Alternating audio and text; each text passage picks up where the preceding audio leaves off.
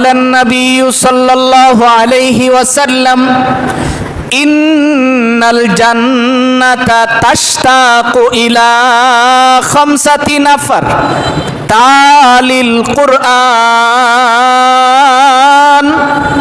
আমার ভাইজান, আল্লাহর নবী বিশ্ব নবী মুহাম্মাদুর রাসূলুল্লাহ সাল্লাল্লাহু আলাইহি ওয়াসাল্লাম বলেন, শোনো সাহাবীরা ভালো করে শোনো, ইন্নাল জান্নাতা তাশতাকু ইলা খামসাতি নাফার। এই সাহাবীরা শোনো, নিশ্চয়ই দুনিয়ার জমিনে থাইকা যারা 5টা কাজ করে, ওই 5 শ্রেণীর মানুষের জন্য জান্নাত আল্লাহর কাছে আশা পোষণ করে। সুবহানাল্লাহ। জান্নাত দাইকা কয়, আল্লাহ ওই 5টা কাজ যারা করে তাদেরকে আপনি আমার ভিতরে ঢুকাইয়া দেন। ওই 5 কাজের প্রথম নম্বরের কাজ নবীজি বলেন তালিল কোরআন।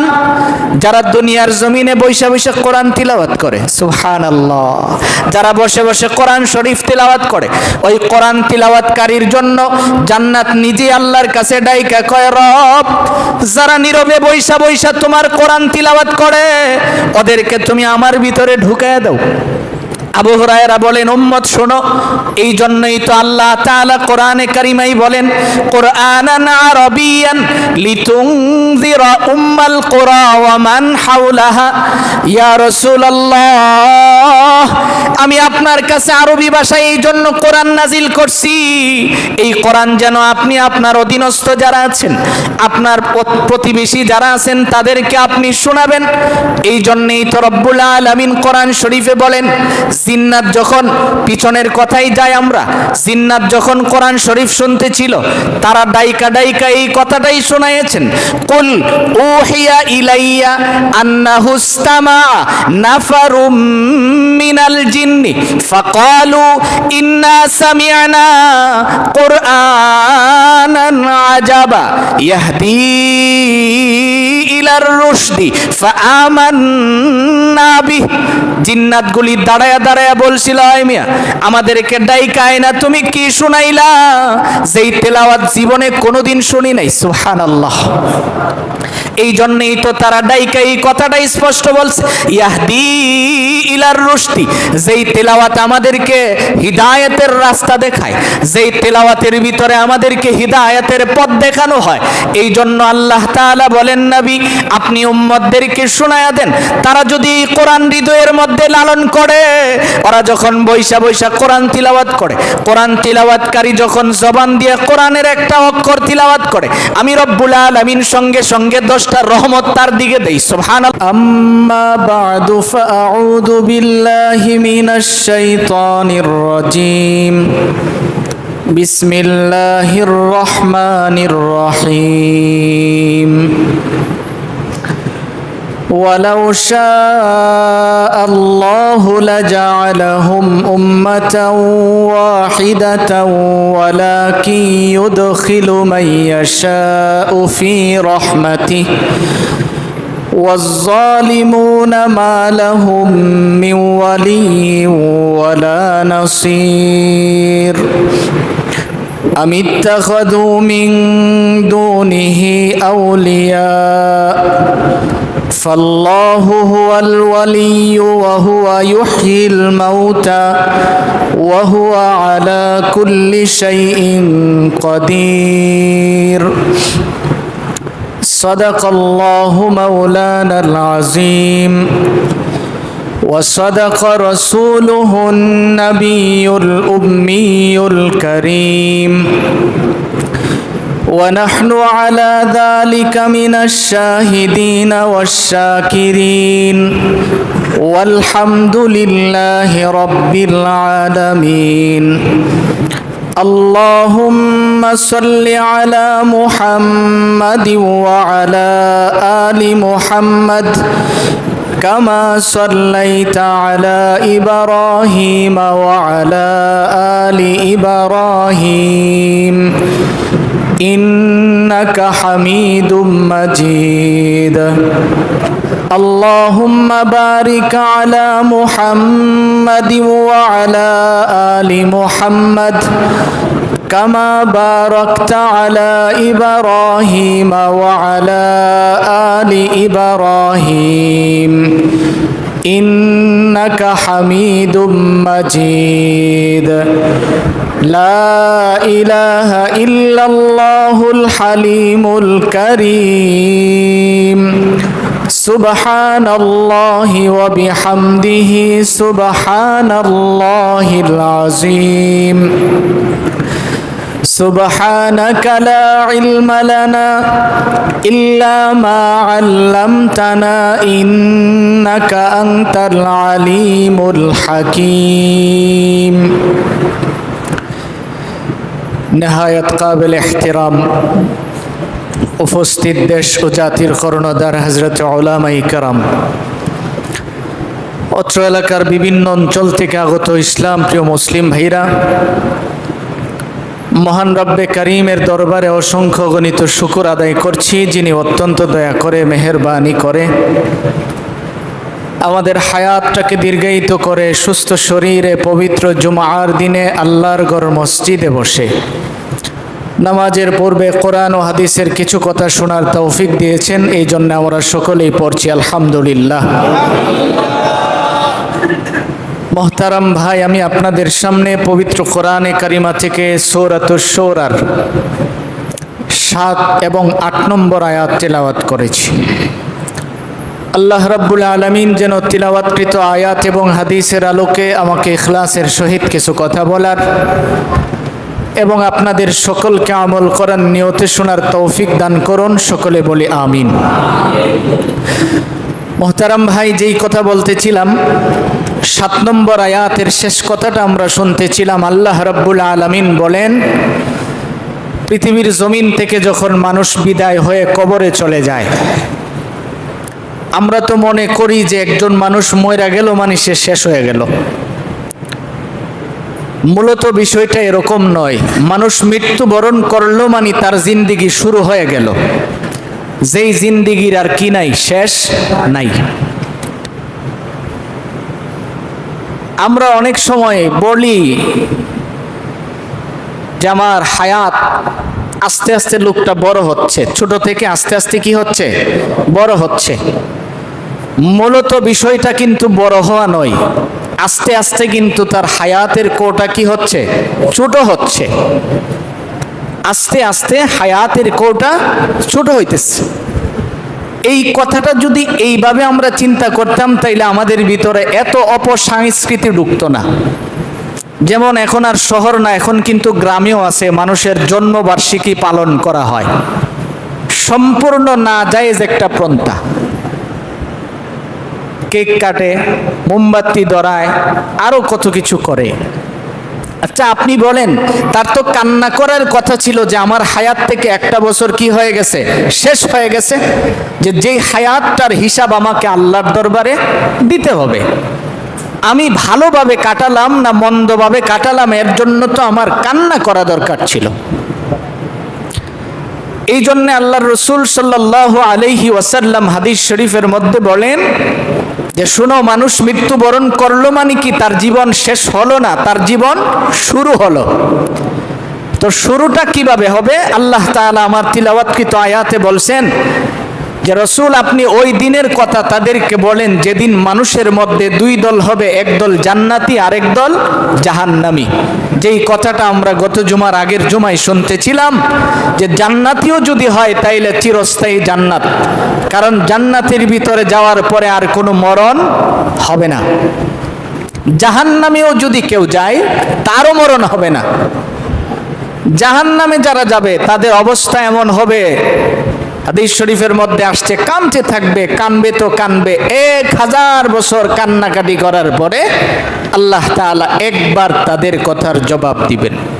কয় বছর কানলে বলেন? কয় বছর? 1000 বছর। তা আমাদের হায়াত কত বছর?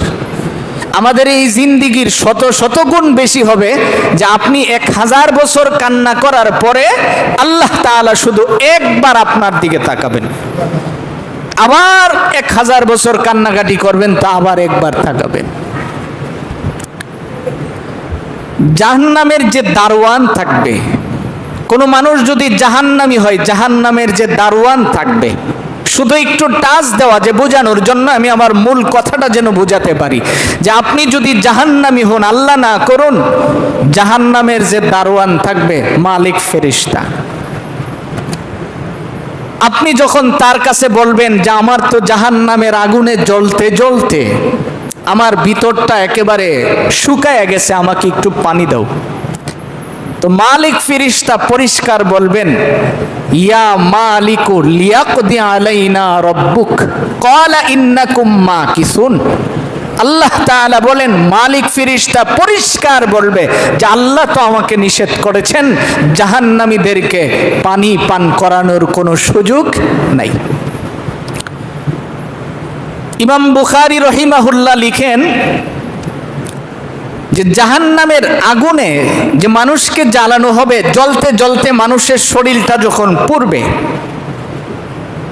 বডিটাও তো অনেক বড় হবে যাতে করে আগুনের হিটটা বেশি করে দেওয়া যায়। আজকে আপনি আমি যে দুনিয়াতে আগুনটা দেখতেছি, এই আগুন তো জাহান্নামের আগুনের তুলনায় কিছুই না। এই আগুনটা কি কোনো কিছু? কোনো কিছুই না। এই জন্য আমার ভাই যেই কথাটা বলতেছিলাম আমরা, আল্লাহ তাআলা বলেন ফারিকুন ফিল জান্নাহ, প্রথম নম্বরে রব্বুল আলামিন জান্নাতের সুসংবাদ দিয়েছেন, যে জান্নাতের সুসংবাদ পাওয়ার পরে মানুষ যেন জান্নাতের দিকে লালায়িত হয়ে দুনিয়া ভুলা যায়। আল্লাহ তাআলার মূল উদ্দেশ্যটা ছিল যে জান্নাতের আশাটা দেখানোর কারণ, মানুষ যেন জান্নাতের আশায় পড়ে জাহান্নামটাকে দূরে সরায়া দেয়। আর আমরা তো দুনিয়াতে আইসা দুনিয়ার দিকে তাকাইতে তাকাইতে এমন হয়েছে এখন পরকাল ভুলে গেছি। দুনিয়ার লোভ ভিতরে এই পরিমাণে ঢুকছে, পরকাল ভুলে গেছে। এই জন্য আল্লাহ তাআলা আমার তিলাওয়াতকৃত আয়াতেই বলছেন যে দেখো, যে দুনিয়া যদি ভিতর থেকে পরিষ্কার করতে চাও, কোরআন শরীফ তেলাওয়াত করো। কি তেলাওয়াত করো? কোরআন শরীফ। যারা যত বেশি কোরআন তিলাওয়াত করে তাদের ভিতরে তত শান্তি থাকে। আপনি বিশ্বাস হয় না, পরীক্ষা করে দেখেন, খুব বেশি পেরেশানিতে আছেন, বৈশা একটু তাসবিহ পড়তেছেন, একটু কোরআন শরীফ পড়তেছেন, 2-4-5 মিনিটের ভিতরে দেখবেন আপনার সমস্ত সমস্যা আপনার কাছ থেকে দূর হয়ে গেছে, কোনো পেরেশানি ভিতরে থাকে না। কেন? এটা কোরআনের মুজিজা। হযরতে আবু হুরায়রা রাদিয়াল্লাহু তাআলা আনহু থেকে বর্ণিত হাদিস, আবু হুরায়রা বলেন, আল্লাহর রাসূল সাল্লাল্লাহু আলাইহি ওয়াসাল্লাম, সকলেই পড়ি সাল্লাল্লাহু আলাইহি ওয়াসাল্লাম, নবীজি আমাকে শুনিয়েছেন যে কোনো মানুষ, নবীজি বলেন, সাহাবীরা শোনো, দুনিয়াতে সবাই তো জান্নাত চায়। কি চায়? আমরা চাই না? সবাই চায় যে আমি যেন জান্নাতে যেতে পারি। আল্লাহর রাসূল সাল্লাল্লাহু আলাইহি ওয়াসাল্লাম বলেন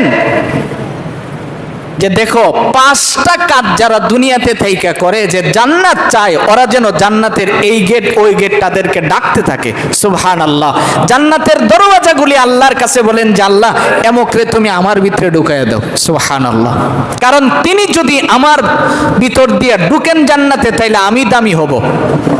5টা কাজের প্রথম নম্বরের কাজ হলো তালিল কোরআন, যারা কোরআন তিলাওয়াত করে। সুবহানাল্লাহ। قال النبي صلى الله عليه وسلم إن الجنة تشتاق إلى 5 نفر تالي القرآن। আমার ভাইজান, আল্লাহর নবী, বিশ্ব নবী মুহাম্মাদুর রাসূলুল্লাহ সাল্লাল্লাহু আলাইহি ওয়াসাল্লাম বলেন, শোনো সাহাবীরা, ভালো করে শোনো, ইন্নাল জান্নাতা তাশতাকু ইলা 5 নাফার।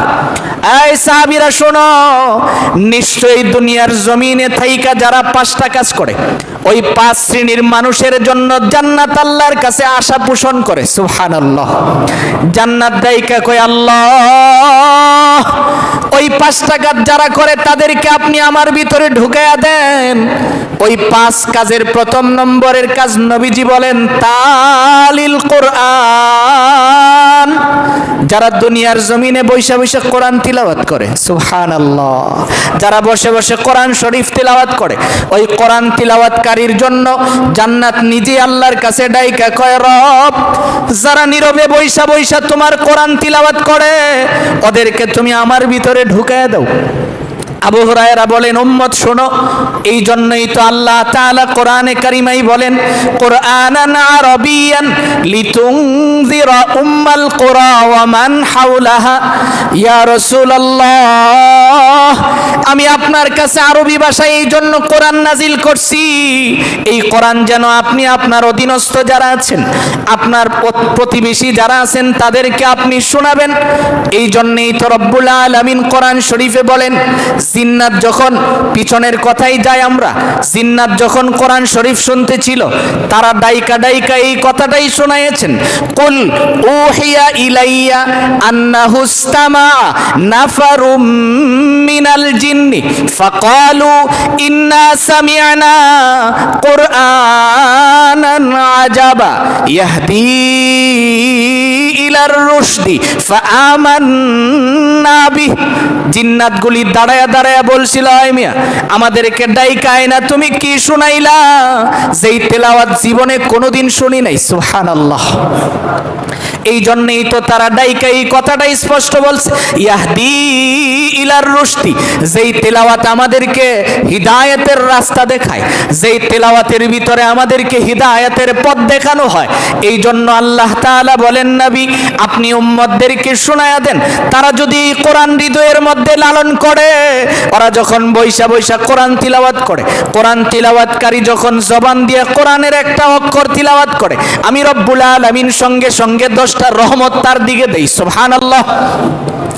এই জন্য আমার ভাই আবু হুরায়রা বলেন যে যারা দুনিয়ার জমিনে বেশি বেশি করে কোরআন তিলাওয়াত করে আর জান্নাতের দরওয়াজাগুলি আল্লাহর কাছে আশা করে, রব যে কোরআন পড়ে তাকে আপনি আমার ভিতরে ঢুকাইয়া দেন। সুবহানাল্লাহ। 2 নম্বরে ওয়া হাফিজিল লিসান, যারা জবানকে হিফাজত করে। জবানকে কি করে? হিফাজত করে। হিফাজত, জবানের হিফাজত কি? জবানের হিফাজত হলো জবান দিয়ে অতিরিক্ত কথা না বলা, জবান দিয়ে ফাহশা কথা না বলা, জবান দিয়ে এমন কথা না বলা যেই কথার কারণে মানুষের হৃদয়ে কষ্ট লাগে।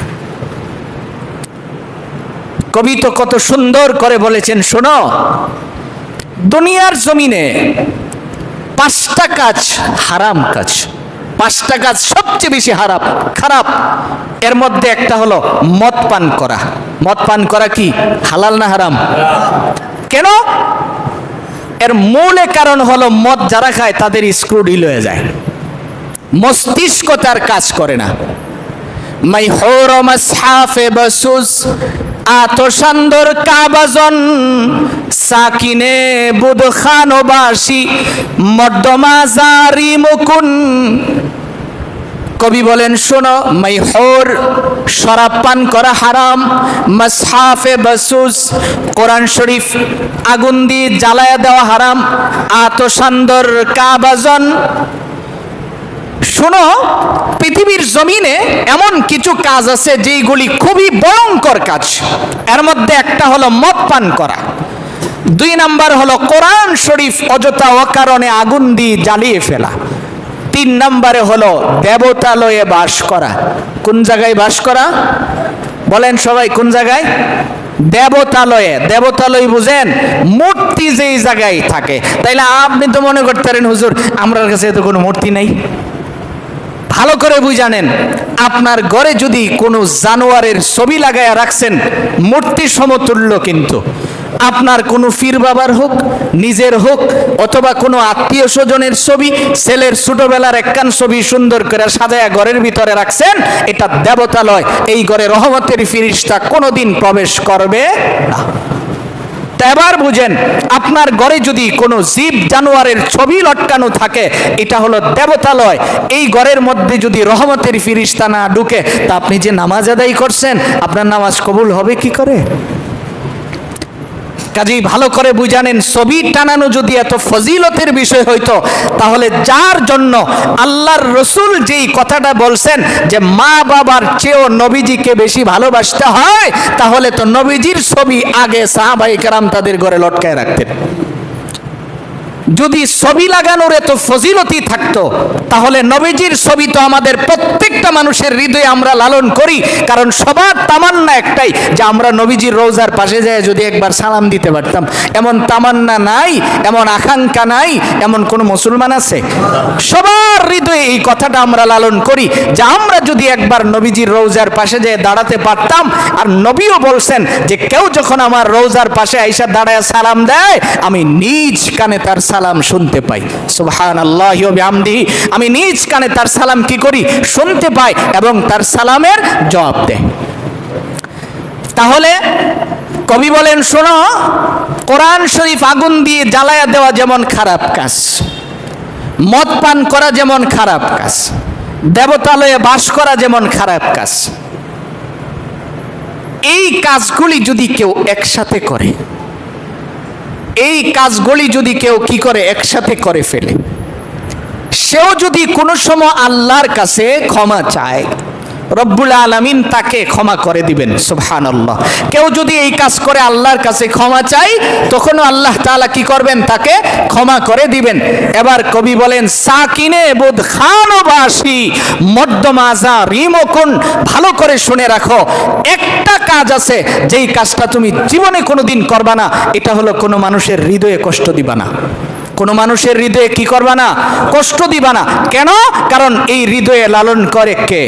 বলেন আল্লাহ রব্বুল আলামিন। এই হৃৎপিণ্ডটাকে কুদরতি হাতে হেফাজত করেন। কাজেই মানুষের অন্তরে যদি কষ্ট দাও, তো ক্ষমা চাইতে হবে তার কাছে। দেখা হইছে কাবা ঘরে গিয়ে কানবা, আল্লাহ মাফ করবে না। যার কাছে অন্যায় করছো তার কাছে ক্ষমা চাইতে হইবে। যেখানে অন্যায় করছো সেখানে তুমি মাফ চাইবা। আব্দুর রহমান শেখ দিগলবাগী রহমতুল্লাহ আলাই এই কথাটা চমৎকার করে বলতেন যে তোমার যেখানে পাপ ওখানেই মাপ। বলেন কোন জায়গায়? যেখানে পাপ ওই জায়গায় মাপ। তা আপনি একজনের কাছে তার মনে কষ্ট দিছেন, তাহলে তার কাছে আপনাকে ক্ষমা চাইতে হবে। যদি কষ্টটা তো জবান দিয়ে দেওয়া হয়, অন্য কোনো কাজে কিন্তু কষ্ট হয় না, জবানেই হয়। কারণ ক্ষমতার দাপটে জবান দিয়ে এমন কথা বের হয় যেই কথার দ্বারা মানুষের হৃদয়ে, কারণ জবানের কষ্টটা কিন্তু হৃদয়ে লাগে। এই জন্য আবু হুরায়রা বলেন, তুমি যদি দুনিয়ার জমিনে 2 নম্বরের যেই কাজ করবা, ও হাফিজিল লিসান, তোমার জবানকে তুমি হেফাজত করবা। কাকে হেফাজত করবেন? জবানকে। জবান দিয়ে মানুষকে কখনো কষ্ট দেওয়া যাবে না। এই জবান দিয়ে এমন কথা বলা যাবে না যেই কথার দ্বারা মানুষ কষ্ট পায়। চাই সে ভিক্ষুক হোক, চাই সে তার সমাজে কোনো প্রকারের মূল্য না থাকুক, কিন্তু এই মানুষটার মূল্য কার কাছে আছে? আল্লাহর কাছে আছে। কেন আছে জানেন? মানুষ কালো হোক, হাত পা থাকুক না থাকুক, কিন্তু রব্বুল আলামিনের আপন হাতের চাপ তো তার চেহারার মধ্যে আছে। সুবহানাল্লাহ। বডিটা বানিয়েছেন ফিরিস্তার মাধ্যমে, এই চেহারার মধ্যে রব্বুল আলামিন কুদরতি হাত ব্যবহার করেছেন। ফিরিস্তারা জিজ্ঞেস করছে, আল্লাহ কেন আপনি হাত দিয়ে এই চেহারা বানাতে যাবেন? রব্বুল আলামিন বলছেন যে এই কপালটা সে আমার কুদরতি পায়ে লাগাবে। সুবহানাল্লাহ। এই কপালটা দিয়ে সে আমাকে সিজদা করবে, এই জন্য এই চেহারাটা এত সুন্দর। মানুষ কালো হতে পারে, কিন্তু তার চেহারার মধ্যে একটা সৌন্দর্যের চাপ থাকে। যারা ইবাদত করে, নামাজ আদায় করে, দেখবেন তার চেহারা আরেকজন অমুসলিমের চেহারা একই রকম হয় না। যারা মুসলমান, সে কালো হলেও তার চেহারাটা অনেক সুন্দর থাকে, কারণ তার চেহারার মধ্যে তো 5 বেলা উজুর কালার আছে। হাদিস শরীফের মধ্যে আসছে, কেউ যখন 5 বেলা উজু বানায়, হাসরের দিন তো তার চেহারাটা নূরের মতো চমকাইতে থাকবে। সুবহানাল্লাহ। এই জন্য আমার ভাই বলতেছিলাম, আল্লাহ তাআলা কোরআনে কারিমায় বলেন, রসুল আপনি তাদেরকে ঘোষণা দিয়ে দেন, যেদিন তারা যদি জান্নাতি হয়, এদিন তারা স্পেশাল ভাবে যখন জান্নাতে যাবে, তখনই কিন্তু তারা দামি হবে। আর এই কথাটা বোঝানোর জন্যই রব্বুল আলামিন বলেন যে কোরআন এমন জিনিস, এটা যখন কেউ হৃদয়ে লালন করে, তখন সে জান্নাত প্রাপ্ত হয়। কোরআন তিলাওয়াতকারী জাহান্নামে যাবে না, কারণ কোরআন তাকে হাসরের দিন কি করবে? সুপারিশ করবে। কোরআন তাকে সুপারিশ করবে। যারা নিয়মিত কোরআন তিলাওয়াত করে, এদের কবরে যখন ফিরিশতারা যাবেন, তখন কোরআন তার জন্য পাহারাদার হয়ে যাবে। হাদিসের মধ্যে আসছে আব্দুল্লাহ ইবনে আব্বাস রাদিয়াল্লাহু তাআলা আনহু, ওনার জীবনী তালাশ করলে পাওয়া যায় তার ইন্তেকালের সময় কোরআন তাকে পাহারা দিয়েছে। ওনার ইন্তেকাল হয়েছে তায়েফ যাওয়ার রাস্তায়। ইন্তেকালের পরে লাশ কবরে রাখার আগে আবু জাহেলের ছেলে হযরত ইকরিমা রাদিয়াল্লাহু তাআলা আনহু, উনি মুসলমান ছিলেন। হযরত ইকরিমা উনি বলেন যে আমি দেখছি যে আব্দুল্লাহ ইবনে আব্বাসের লাশ যখন আমি কবরে রাখতে যাব, লাশ নিচে নামাই, উপরে উঠি, দেখি একটা পাখি আস্তে করে কবরে নাইমা তার বুকের উপরে বসে যায়। সুবহানাল্লাহ। এমন সুন্দর প্রাণী আমার জীবনে আমি কোনোদিন দেখি নাই। তা আবার চিন্তা করলাম যে এই প্রাণীটা রাইখা দাফন করে দিব, কবরে নামি, পাখি উপরে উঠে যায়। এরকম কয়েকবার যখন করলাম, এখন বুঝতে আর বাকি রইল না যে এটা সাধারণ কোনো পাখি না, সরানো সম্ভব হবে না। তো কি করব? দাফনের প্রস্তুতি নিচ্ছি। আস্তে আস্তে করে পাড়াতন বিছাইতেছি, দাফন করে ফেলবো।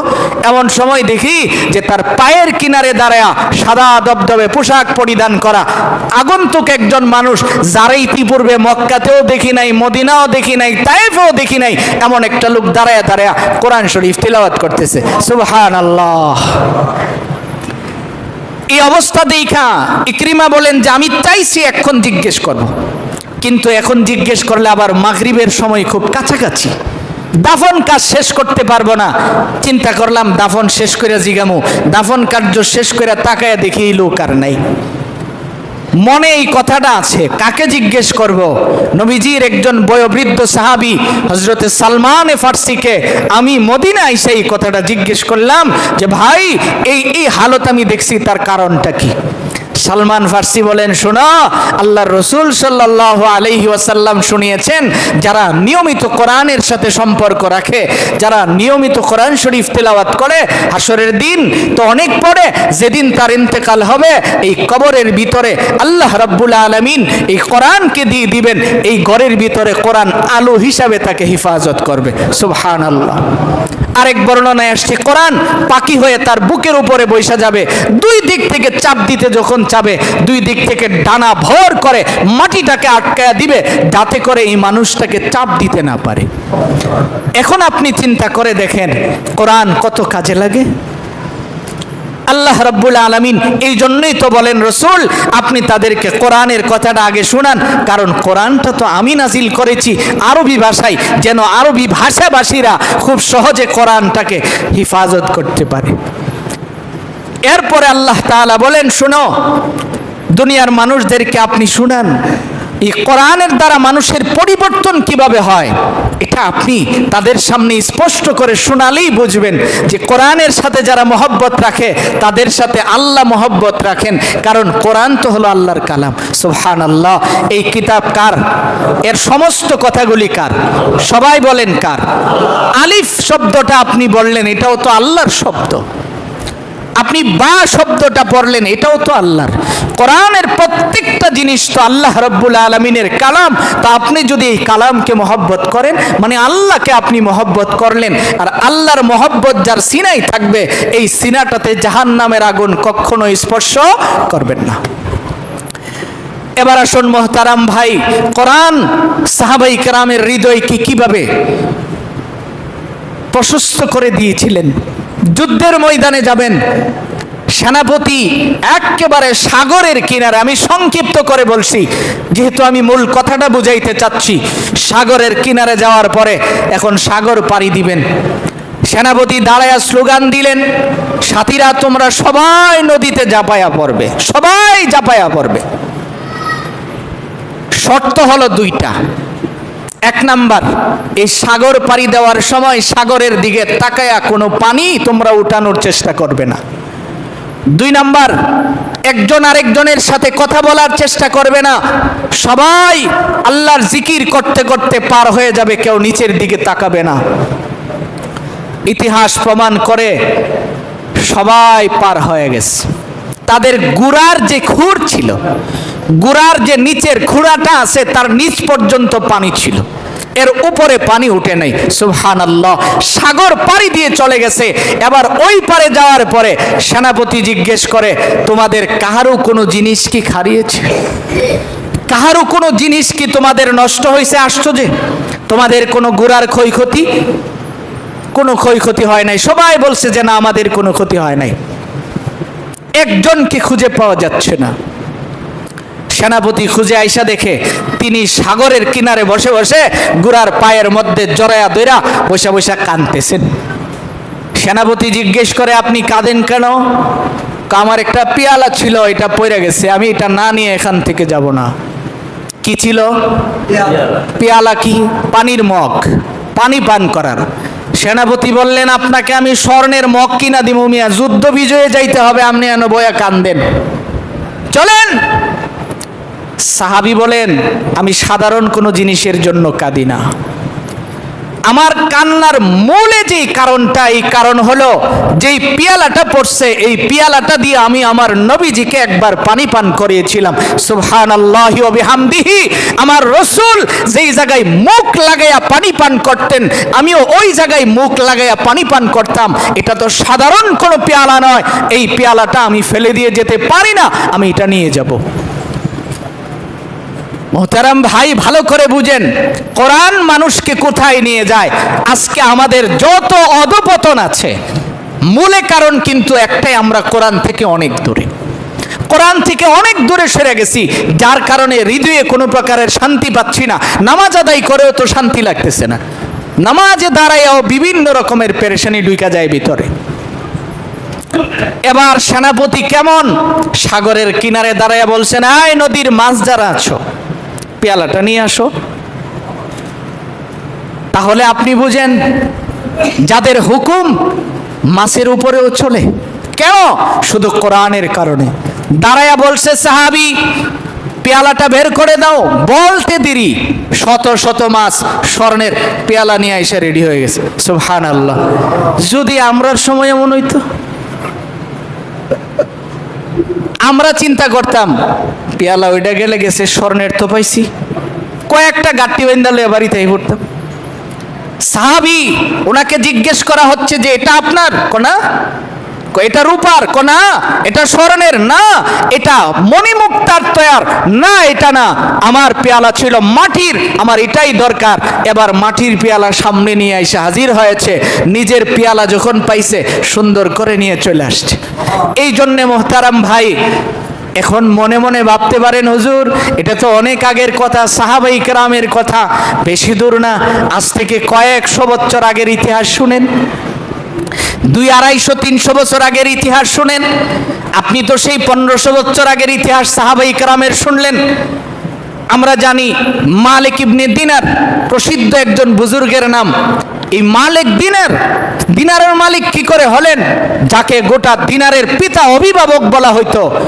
নদী পার হইতেছে, নদী, হজ্জের সফরে যাবে, তো সাগর পাড়ি দিয়ে, আমরা তো গান গাই, পয়সা নাই কেমনে পাড়ি দিমু, বেরোয় গেছে, বাস সাগর পাড়ি দিচ্ছেন। সাগর পাড়ি দিতে দিতে জাহাজে উঠছে, পয়সা নাই। জাহাজের লোকজন এসে বলতেছে ভাড়া দেন। উনি বলতেছেন আমার কাছে তো টাকা পয়সা নেই, আমি কাবাতে যাব, আমি কাবার আশেক, আমি বাইতুল্লাহতে যাব, আল্লাহর ঘর জিয়ারত করব, আমার কাছে পয়সা নাই। আমার সাধ্য ছিল এতটুকুন, আমি পায়দল সফর করে এসেছি, বাকি রাস্তাটা আপনারা চাইলে আমাকে সহজ করে দিতে পারেন। কিছু উৎসাহী লোক কয়, ভাড়া ছাড়া নৌকা ধরছে, ফালাইয়া দেন নদীতে। আমরা হুজুররা যদি ভাড়া টাড়া না দিই, তো কিছু মানুষ আছে না, দেখলে খুব টিটকারি মস্কারি করে যে বাপ রে বাপ, পোশাক আশাক তো সুন্দর হয়ে দেয়া দা, আবার টেহা ছাড়া নৌকা তুইতে গেলেন গা। বাস কিছু মানুষ বলতেছে ফেলে দেন। মালিক দিনার বলতেছে আমাকে চলে যেতে হবে, অবশ্যই ভাড়া ছাড়া যাইতে পারবেন না। তো কিছু লোক রেডি করছে, ওনারে হাত ফাও ধইরা বাইন্দা ফালাইয়া দিব। উনি বলেন আমারে তোমরা ফালান লাগতো না, যামুগা। ভাড়া কত? 6 টাকা, 6 দিনার ভাড়া। এবার মালিক দিনার ঐতিহাসিকগণ লিখেন উনি এরকম পাটা আমরা যেমন সিঁড়ি থেকে জমিনে দেয়, এমন উনি জাহাজ থেকে পানির উপরে পা দিতে যাবেন, এমন সময় 6টা মাছ 6টা স্বর্ণের দিনার নিয়ে আসছে। সুবহানাল্লাহ, দিনার নিয়ে আসছে। উনি 6টা দিনারই শুধু নিলেন, নিয়ে টাকাটা পরিশোধ করে এখন পানির উপরে হাঁটতেছে। ওনার পায়ের জুতার নিচে, পায়ের মধ্যে যে খরম পরা ছিল, এই খরমের নিচে পানিটা ছিল, এর উপরে উঠে নাই। সুবহানাল্লাহ, হাইটা হাইটা সাগরের কিনারে চলে গেছে। এখন জাহাজ সাগরের কিনারে বিড়ছে, বিড়ার পরে লোকজন দেখে যে উনি জাহাজের কিনারে একদম সাগরের কিনারে নামাজ পড়তেছে। এখন তো ওনার বুজুর্গই তো সবাই দেখা ফেলাইছে, সবাই গিয়া গিরা ধরছে যে হুজুর আপনি আমার মাফ করে দেন, আর আপনি বলেন আপনি এমন কেমনে হইছেন, আপনি আমাদেরকে বলেন আপনি এমন কি করে হয়েছেন।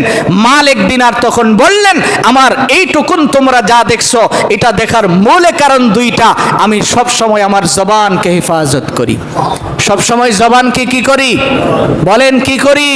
আল্লাহর রাসূল বলেন, তালিল কোরআন ওয়া হাফিজিল লিসান, আমি আমার জবানকে তুমি হেফাজত করো, কারণ এই জবানটা যদি তুমি অকারণে ভেই না করো, কারণ জবান দিয়ে আপনি যা বলতেছেন তাই কিন্তু লেখা হচ্ছে। আপনি জবান দিয়ে যা বলবেন তা কিন্তু লেখার জন্য আপনার ডানে বামে 2জন ফেরেশতা রেডি হয়ে আছে। কাজেই জবান হিসাব করে চালায়েন। পাটির গরম দেখান, ক্ষমতার গরম দেখান, আর যাই দেখান, কিন্তু ভালো করে বুঝা নিয়েন এই জবানের হিসাব কিন্তু দেওয়া লাগবে।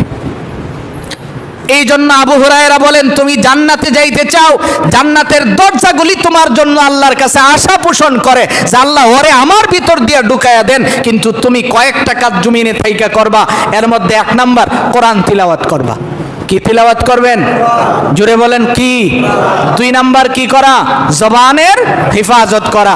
জবানের হেফাজত যদি আপনি না করেন, হাদিস শরীফের মধ্যে রাসূল আকরাম সাল্লাল্লাহু আলাইহি ওয়াসাল্লাম বলেন, قال النبي صلى الله عليه وسلم لا تكثروا الكلام بغير ذكر الله فإن كثرة الكلام بغير ذكر الله قوة القلب وإن أبعد الناس من الله القلب القاسي। আল্লাহর নবী বলেন, উম্মত শোনো, দুনিয়ার জমিনে তুমি তোমার জবান দিয়ে আল্লাহর জিকির ছাড়া কোনো কথা বলবা না। কেননা জবান দিয়ে যদি জিকির ছাড়া কথা বলো, অযথা কথার দ্বারা তোমার হৃদয়ে মরা যায়, হৃদয় পাথর হয়ে যায়। অযথা কথা বলার দ্বারা, ফাহশা কথা বলার দ্বারা হৃদয়ে মরা যায়, যেমন পাথরের মতো শক্ত হয়ে যায়। আল্লাহর নবী বলেন, শোনো, দুনিয়ার জমিনে পাথরের মধ্যে যেমন পানি পড়লে কোনোদিন আগাছা জন্মায় না, অথচ চৈত্র মাসের খরায় যখন জমিন ফাইটা তৌচির হয়ে যায়, বৈশাখের গর্জনে আবার যখন আকাশ থেকে বাড়ি বর্ষণ হয়, জমিনে বৃষ্টি হওয়ার পরে অটোমেটিক জমিনে আগাছা জন্মায়।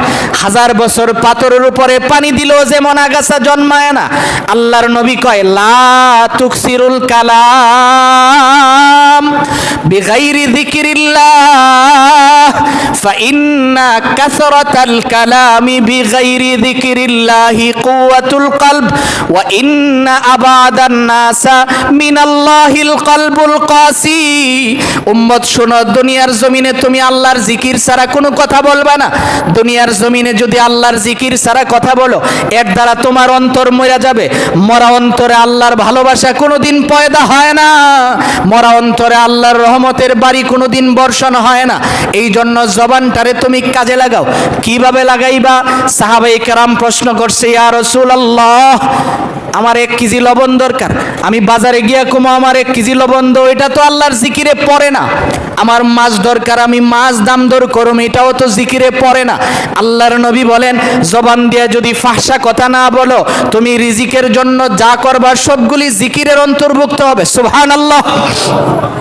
আপনি যদি আপনার জবানটা কাজে লাগায়া আপনি অবসর সময়ে কোরআন শরীফ তেলাওয়াত করেন, অবসর সময়ে জিকির করেন, আপনি জবান দিয়া অযথা কথা বলেন না, তখন আপনি যখন প্রয়োজনীয় কথাগুলি বলবেন, এইগুলি জিকিরে গণ্য হবে। সুবহানাল্লাহ। আল্লাহ তাআলা আমাদের জন্য কত উত্তম ব্যবস্থা দিয়েছেন। বাংলাদেশে এখন চাকরি নিয়ে আন্দোলন চলতেছে না? এটা তো জানেন আপনারা, জানেন না? জানেন কইতেন না আর কি। আচ্ছা যাই হোক, এই যে দেখেন চাকরিটা নিয়ে আন্দোলন হচ্ছে কেন? যে এই চাকরিটা যদি পায় তার চিন্তা আছে যে বাকি জীবন কিচ্ছু কইরা খাওয়ান লাগতো না, রিটায়ার্ডে গেলেও আমি কিছু টাকা পাবো, চলতে পারবো। আল্লাহ তাআলা মুমিনদের কত সুন্দর ব্যবস্থা করছেন। আপনি 60 বছর বয়স পর্যন্ত যদি ইবাদত করেন, কয় বছর বয়স? 60 বছর বয়স পর্যন্ত যদি ইবাদত করেন, এরপরে আপনি আস্তে আস্তে যখন বয়স্ক হবেন, 70-এর কোটায় যখন যাবেন, তখন আপনি যখন ইবাদত করতে পারবেন না, উজু বানাইছেন, নামাজে দাঁড়াইছেন, উজু ভাঙা গেছে, নামাজের ভিতরেই সিজদা দিছেন, উজু চলে গেছে, বলতে পারেন না, ফেরেশতারা কো আল্লাহ এর তো নামাজ নষ্ট হইছে। আল্লাহ তাআলা বলেন তাকে পূর্ণ তাহাজ্জুদ নামাজের সব দিয়ে দাও। 70 থেকে 80-র কোটায় গিয়ে ব্যথায় কাতরাচ্ছেন, শুয়ে রইছেন, কিন্তু কথা বলতে পারতেছেন না, ব্যথায় আহ আহ শব্দগুলি জবান দিয়ে বের হয়। রব্বুল আলামিন কয় ফেরেশতা, সে যখন আল্লাহ শব্দ বললে যেই সব হয়, এমন সব তারে লিখতে থাকো। এই জন্য আমার ভাই, রব্বুল আলামিন কয় জান্নাত তুমি কামাই করো, কারণ জান্নাত যদি তোমার না হয়, হয়তো তুমি জাহান্নামে যেতেই হবে। কাজেই চিরস্থায়ী জান্নাতটা কামাই করো। জান্নাত কামাই করার সহজ রাস্তা কি? কোরআন তিলাওয়াত করা। কি তিলাওয়াত করা? 2 নাম্বার নবীজি বলেন জবানের হিফাজত করা। 3 নাম্বারে আরেকটা শোনাই, এরপরে বাকি 2টা পরবর্তীতে ইনশাআল্লাহ। 3 নাম্বারে আল্লাহর নবী বলেন যারা নবীজির উপরে দরুদ শরীফ পাঠ করে। কি করে? ওয়াহাফিজিল লিসান ওয়া মুতঈমিল জিয়ান ওয়া মুকসিল উরিয়ান ওয়া মান সাল্লা আলা হাবিবির রহমান। আল্লাহর নবী কয় যারা আমার নবীজি, আমি নবীর উপরে যারা দুরূদ শরীফ পাঠ করে, এদের জন্য জান্নাতের 8টা দরওয়াজা। কয় আল্লাহ ওরারে আমার ভিতর দিয়ে ঢুকাও, কারণ জিকিরকারী, জবানের হিফাজতকারী। আর আখিরি নবী সরকারে দু জাহা বিশ্ব নবী মুহাম্মাদুর রাসূলুল্লাহ সাল্লাল্লাহু আলাইহি ওয়াসাল্লাম, এই নবীর উপরে যারা দুরূদ শরীফ পাঠ করে, অগর বেলায় আল্লাহর রাসূল কয় যে জান্নাত আল্লাহর কাছে দোয়া কইরা কয় ইন্নাল জান্নাহ তাশতাকু ইলা খামসাতি নাফার। এই 5 কাজকারী যারা, তাদের জন্য জান্নাত কয় আল্লাহ ওদেরকে আমার ভিতরে ঢুকাইয়া দাও। সুবহানাল্লাহ।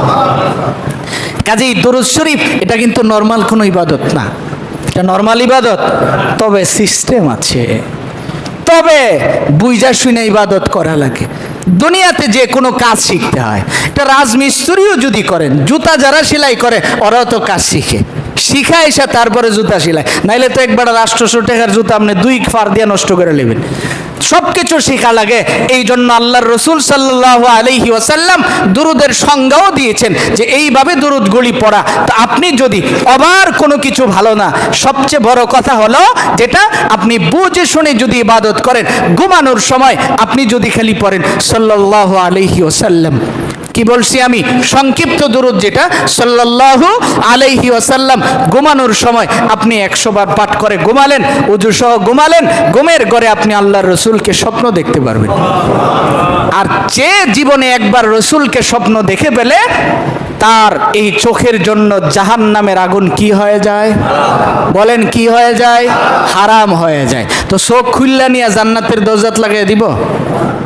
জি, তো চোখের সাথে তো আমার বডিটাও নিব, নিত না? চোখের সাথে তো আমার বডিটাও নিব। চোখ খুললে কি 2টা লাইটের মতো জান্নাতের দরজা দিব? তো চোখের সাথে আমার বডিও নিবে। তাহলে আপনি ঘুমানোর আগে যদি 100 বার পড়েন সাল্লাল্লাহু আলাইহি ওয়াসাল্লাম, হায়াত রিজিকে বরকত হবে। যারা বেশি বেশি করে দরুদ শরীফ পাঠ করে, এদের জন্য ফেরেশতারা মাগফিরাতের দোয়া করে। সুবহানাল্লাহ। তাহলে এটা কিন্তু কম দামি নয়। আমরা বলতেছিলাম আমরা সবাই জান্নাতে যেতে চায়। কোথায় যেতে চায়? আল্লাহ তাআলা এই কথাটাই বলেন, ফারিকুন ফিল জান্নাহ ওয়া ফারিকুন ফিস সাঈর। শোনো, সেই দিনের কথা রাসূল আপনি তাদেরকে শোনান যেদিন জান্নাত জাহান্নামে 2 দল বিভক্ত হবে। এবার আল্লাহ তাআলা পরের আয়াতে যায় বলেন, বিস্তারিত আল্লাহ যদি হায়াত দেয় আগামী জুমায় শুনবো, আজকে সংক্ষিপ্ত কথাগুলি শুনি। আল্লাহ কয় ওয়ালাউ শা আল্লাহু লাজালাহুম উম্মাতাও ওয়াহিদা ওয়ালাকি ইউদখিলু মান ইয়াশাউ ফি রাহমাতি। রাসূল, আমি যদি চাইতাম তাদেরকে অটোমেটিক তো আমি হিদায়াত দিতে পারতাম, কেন তাদের ভিতরে আমি দলে দলে বিভক্ত করে দিলাম? আমি কেন তাদেরকে জান্নাতের দলে নিলাম না? আপনাকে তারা প্রশ্ন করবে, আপনি জবাব দিবেন যে এটা দুনিয়া হলো পরীক্ষার হল। দুনিয়া কিসের হল? পরীক্ষার হল। পরীক্ষার হলের ভিতরে যায় পরীক্ষা দেওয়ার সময় আপনি মনে করেন কিচ্ছু লেখলেন না, কিন্তু 3 ঘন্টা শেষ হওয়ার আগে যিনি পরীক্ষা আপনাকে রক্ষণাবেক্ষণ করে তিনি কিন্তু আপনার খাতা নিয়ে যায় না, আপনাকে ওখান থেকে বের করেও দেয় না। 3 ঘন্টা পরে কি লেখলেন না লিখলেন খাতা জমা দিয়ে বেরোয় আসবেন। রেজাল্ট যখন হবে তখন বুঝতে পারবেন দুনিয়াও পরীক্ষার হল। যদি এমন হইতো ঘুষ খাওয়ার সময় ফেরেশতা তাফরা দিয়া 4টা দাঁত ফালাই দিছে, তাহলে এবারে জীবনে আর ঘুষ খাই লইলে? যদি ঘুষ খাওয়ার সময় রাত্রে ফেরেশতা গিয়া বনি ইসরাইলের মতো দরজার সামনে লিখাইতো ওই এলাকার লোকজন শূন্য রাহে নিলে হইলো ঘুষখোর, তো এবারে জীবনে আর কোনোদিন ঘুষ খাইলো? কোনোদিন খাইলো না। আল্লাহ কয় আমি চাইলে পারতাম, কিন্তু আমি করি নাই, তারে সুযোগ দিছি। কি করছি? সুযোগ দিছি। সুযোগটা কতটুক পর্যন্ত? যখন ফেরেশতারা যায় পায়ের বৃদ্ধাঙ্গুলি থেকে আজরাইল চাপ শুরু করবে, এই জায়গায় আসার আগ পর্যন্ত তার সুযোগ আছে। কারণ আপনি যদি মনে করেন খাইতাছি অসুবিধা নাই, এই জায়গা তাইলে আর পরে সারব, তো এই জায়গাত কোন সময় বা আপনি বুঝবেন কেমনে? এই জায়গাত যে আইব কোন সময় আইব এটা আপনি বুঝতেন কেমনে? কাজেই আসার আগেই আপনি ভালো মানুষ হয়ে যেতে হবে। বাঁচার জন্য সহজ রাস্তা, এক কথায় আমরা সবাই কি চাই? জান্নাত চাই। বলেন কি চাই? জান্নাত চাই। জান্নাত চাওয়ার জন্য আমাদের নিয়মিত কিছু কাজ করতে হবে জান্নাত পাওয়ার। নামাজ তো আছেই, অপশনাল কোরআন শরীফ তিলাওয়াত করব। কি তিলাওয়াত করব? 2 নাম্বার, জবানকে হিফাজত করব। আজকের থেকে যদি পাক্কা ওয়াদা করেন আমি আমার জবানের হিফাজত করব, ইনশাআল্লাহ দেখবেন আপনার কোনো অশান্তি নাই। জবানের হিফাজত করা মানে আপনার সমস্ত অশান্তি দূর হয়ে গেছে। কারণ এই জবান দিয়া আপনিও একজনকে গালি দিবেন না, সেও আপনাকে দিবে না, তো ঝগড়া হবে কি করে? সমাজে কোনো প্রকারের অশান্তি থাকবে না। আল্লাহ রাব্বুল আলামিন এই 2টা কাজ আমাদেরকে বেশি বেশি করার তৌফিক দান করুন। সকলে বলে আমিন।